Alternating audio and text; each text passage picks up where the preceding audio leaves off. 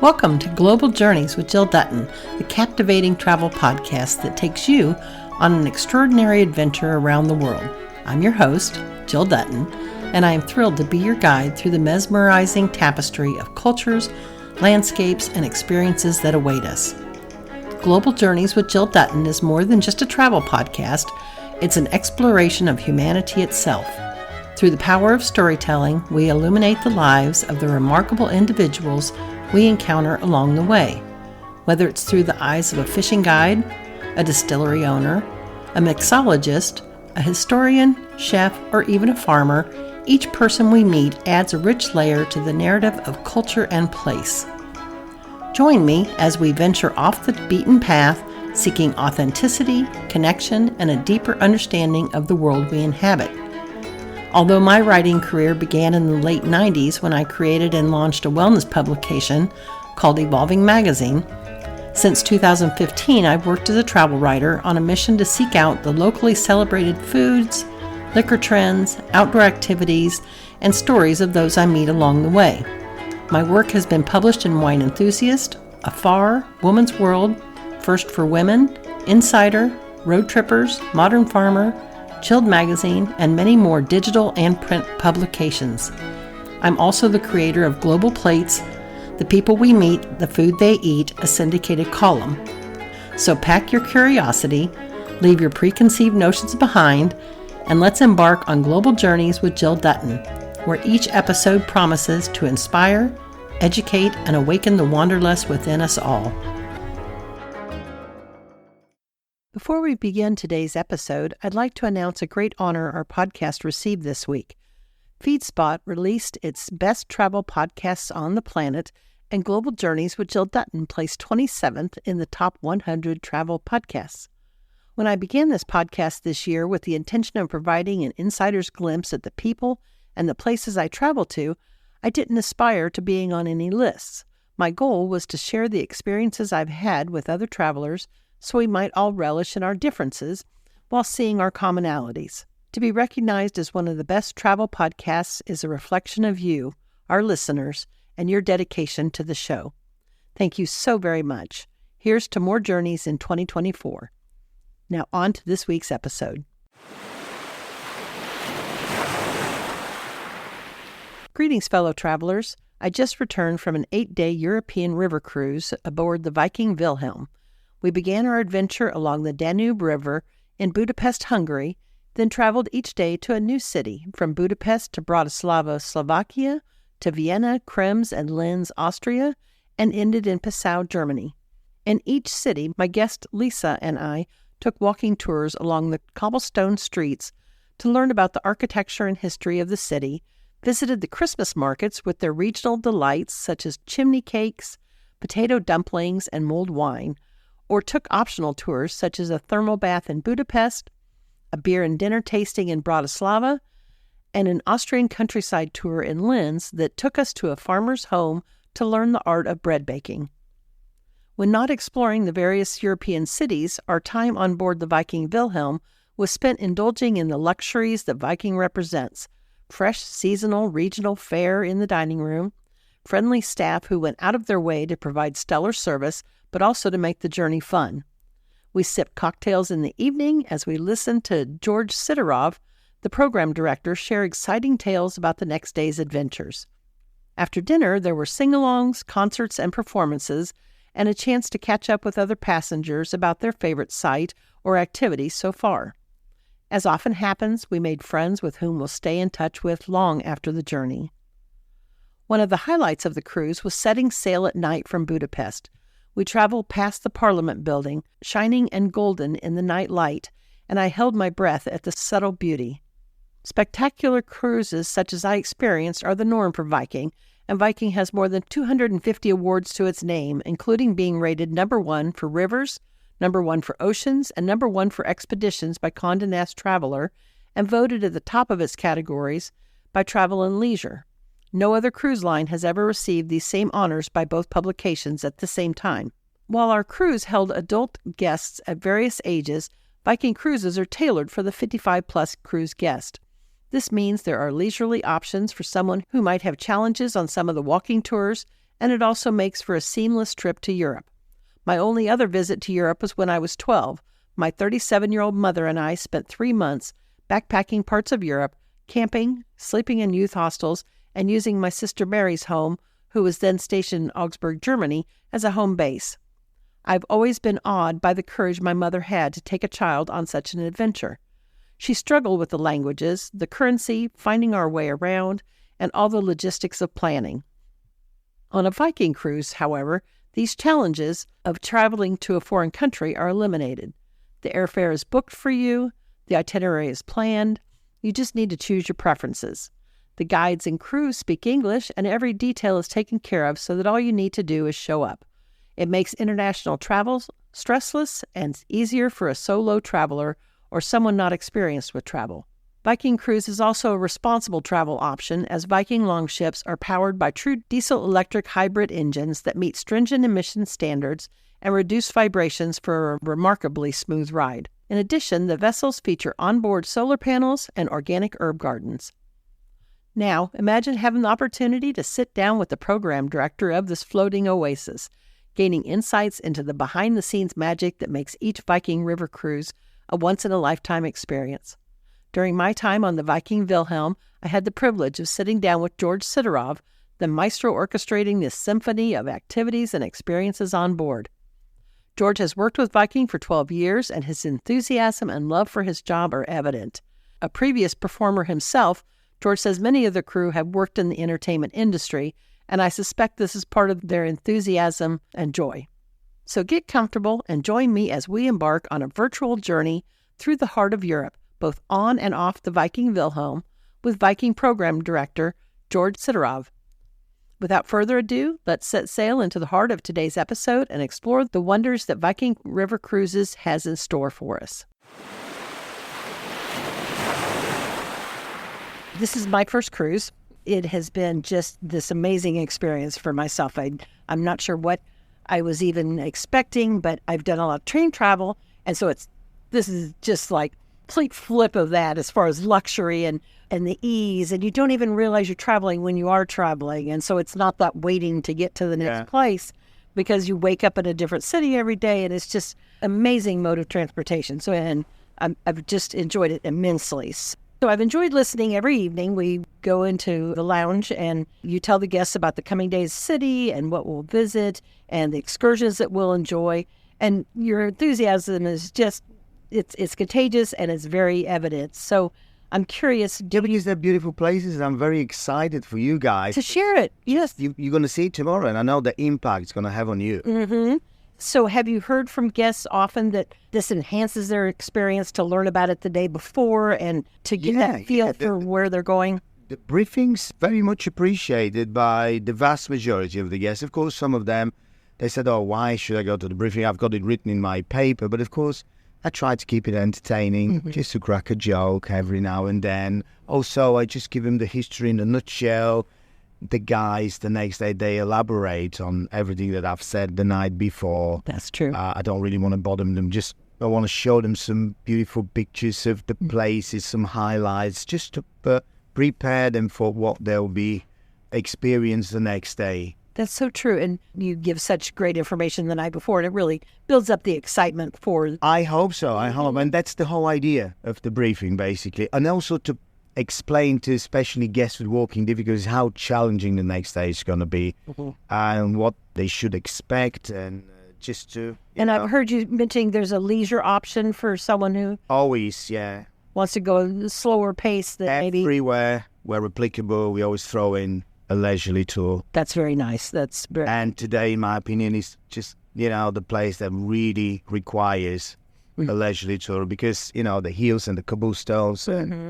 It's absolutely beautiful, but sometimes it's challenging, and then everybody wants to see the cathedral, because all the tours, they normally end up in front of the cathedral, and that's definitely the highlight. That's why that's the culmination of the tour, the cathedral. Yes. Okay, wonderful.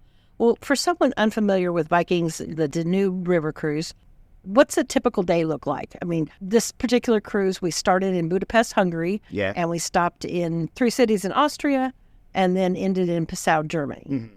Each day, guests get up, they come down for breakfast. I mean, what's a typical day? But basically, yeah, that's the typical day. We normally kick off with the morning tour. I think only one day we had an afternoon tour because of the late arrival, but normally the tour's in the morning.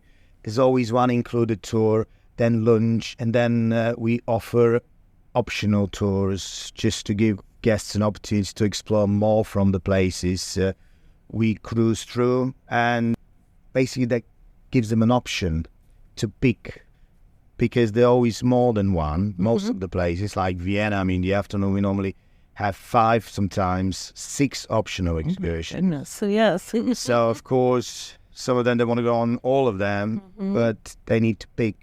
Yes, we went to the Thorough Bath in Budapest. Yeah. And love that. I think that's a cure for jet lag, because it was just, I felt so much better after that, because we had just arrived. Then the Austrian countryside yesterday, and that was so fun to go out into the countryside, see the hills and the Alps in the distance, and learn to make bread. And, it was a really intimate experience that you offer for something like that. So that was very nice. So then after the afternoon, optional excursions, do people start gathering? Is it about 5 or so for your talk? Yeah. Some of them, they come on board, they want to chill a little bit. But because we get so versatile group of guests, and that's why we try to cater to everybody's interest in different things. Some people interested in farming, like today, they reported to me the farmers, or their farming background, and that's why they wanted to go and see a farm. Always options, this is a world full of options. Yes, it is. And each city is so different and so interesting. Viking, they keep throwing in optional excursions every year.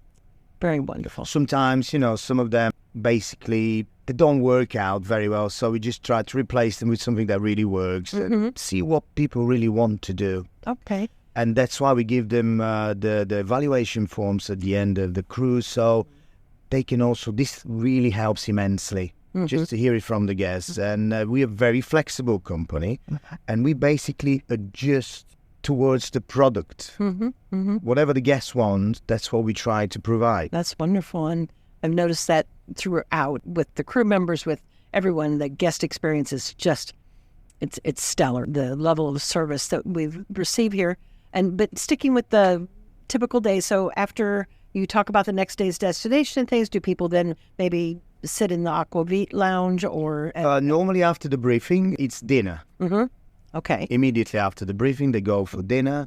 And then in the evening, if we haven't got external entertainment, I would do something like a quiz or a sing-along, or just to keep them entertained, because that's another reason for people to go on a cruise, on a holiday. They want to be entertained. Yes. And I'm curious it was a real highlight for me, well, 2 highlights for me.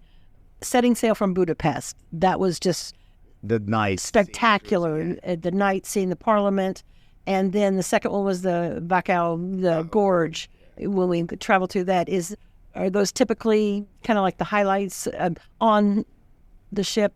Yes, indeed. But having said that, at the moment, you can't really enjoy the gorge thoroughly, because 4 o'clock gets pitch dark and there was so much more to see. But because of what we did see it was amazing. Yeah, no, but we missed like a few castles further. I didn't talk about them. There wasn't any point because they're not lit up. But like summertime, spring, it's even more enjoyable. The Christmas cruise is a little bit differently arranged. The focus is a bit more on free time and shopping and Christmassy stuff in Christmas markets. During the normal season, it's a bit more history. Okay. And what would you say are some of the top amenities that guests enjoy while on board? The meals are phenomenal, but something that I might not have thought to mention. I don't know what you mean under amenities, like, because we haven't got gyms and spas. No, but our rooms are... You mean amenities in terms of... the rooms are just kept pristine all of the time, everything refreshed. Oh, yeah. The water bottles as we walk out the door. I mean, just so many special details that are such a nice... It's a very well-appointed ship, but it's also very highly trained crew. Nobody comes on board without a special, very extensive training. And it's like a well-oiled machine. If the part doesn't fit, the system just rejects it. And that's why the people that work on board, they really like what they do. And I hope this shows. It does. And I think that leads to my next question as well. You need to be a special breed, to work in this industry. You need to be people-friendly. You need to be really eager to please people. Yes, and they do. That was actually I've noticed, this friendliness, and it's unparalleled to anything I've seen as far as just continually, they greet you, they ask you how you're doing, very funny. Some of them are playful and, joke around, and it's really, it enhances the entire experience. So I'm curious, this great experience that it creates from interacting with crew, it comes across like they really, truly enjoy their jobs. So is this level of service a reflection of that job satisfaction? I mean, yeah, of course. I mean, they, as I said, they go through very thorough trainings. And of course, basically, they follow the SOP, the Viking Standard Operation Procedure. But it's also down to personality, as I said. And it's a very well standardized company. You should expect exactly the same on every single ship. And this is why people come back. I agree. And they know exactly what to expect. Yes, I've met so many people that this is their third or their fourth Viking cruise, and that's why when I talk about the evaluation system, I always talk to guests that travel with Viking before that they shouldn't really rate us with met expectations, because they basically evaluate this particular boat, not the previous journeys. Because of course they come up to us and say, guys, we've been everywhere. We had so high expectations, and you folks, you met our expectations. Perfect. And final question is just, myself being a first timer on a cruise, do you have any tips or advice for anyone it's their first time wanting to sign up for a Viking cruise, or this one in particular, what they might anticipate, or tips? I would say get ready to be spoiled big time and pampered and spoiled, and get ready to eat best food. Just to, as our logo is, basically enjoy the world of Viking and the service we provide and the places we cruise through. Yes, perfect. Regional food. And speaking of food, I'm going to be speaking with the chef as well, but I'm just curious for your thoughts. You intentionally each night have something from the area that's featured on the menu, and like that Taste of Austria, it was an amazing spread and so well done. And that's, I guess I don't have anything else to say, but it's so very appreciated to be in a foreign country and get that experience where you can continually. But that's another thing the guests should expect, actually. We try to go original as much as possible. We had the Taste of Austria the other day because we're cruising through Austria, but if you go on the lower Danube, Budapest, between Budapest, you're going to have the Taste of the Balkans. Which is another regional evening or lunch. We always try to provide regional food for the guests because it's part of their expectations. Excellent. Well, you meet all expectations and exceed it. So thank you so much. And I really appreciate this trip, and I appreciate you taking the time to give listeners, because it's a different way for them to learn about this experience than some other mediums, and people like just hearing about what it's like. So thank you very much, George. Thank you very much. And it's been lots of fun having you on board. So why Viking? That was a question, the key question. Why Viking? Yes. As I said, Viking is definitely the largest river cruise company in the world, and everything is standardized. Even you have to swap ships because sometimes this happens. Rivers either run out of water or get too much water, and then we need to move guests from one ship on another ship, but at least we have enough ships because every Viking boat has a sister ship. And if the worst comes to worst, if we cannot carry on with the cruising, then the two ships, they turn around 180 degrees. The guests from one go on another, and the guests from the other go on. And the two ships turn around, and at least the journey goes on. Yeah, so there's a plan in place in case. Our competitors, they cannot really afford to have this because they haven't got enough ships, and it turns into a bus journey instead of... So many good things about biking, and now that I've experienced it myself, it's definitely something I would recommend to other people as well, and look forward to my next trip, my next cruise. And because the ships are more or less identical and everything is standardized. So you know what to expect. Exactly. Even if you go on another boat, you'd know exactly what to expect. The same service, the same attention to details. And this just occurred to me when we were talking about the regional menu. Is the food itself locally sourced, from the region, or is... Yes, we work with a very big catering company in Germany. So basically, we order everything through that company, and they deliver it. Fresh. Yeah.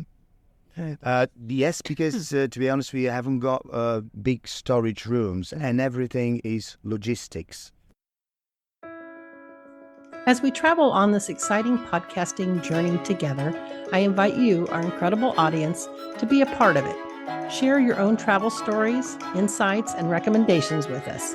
Whether you have a hidden gem in your hometown or a dream destination that has captured your imagination, we want to hear from you. Your suggestions will help shape the future episodes of Global Journeys with Jill Dutton, guiding us towards extraordinary locations and experiences that deserve a spotlight. Remember, this podcast is not about just the host or the guests. It's about the collective exploration and discovery that unites us all as wanderers in this vast world. So reach out to us through our website, social media channels, or email and let your voice be heard. Send your suggestions to me at jill@globaljourneyswithjilldutton.com. I can't wait to hear from you. Until next time, may your travels be filled with endless curiosity, open-hearted encounters, and transformative adventures. Safe travels, fellow explorers, and keep wandering.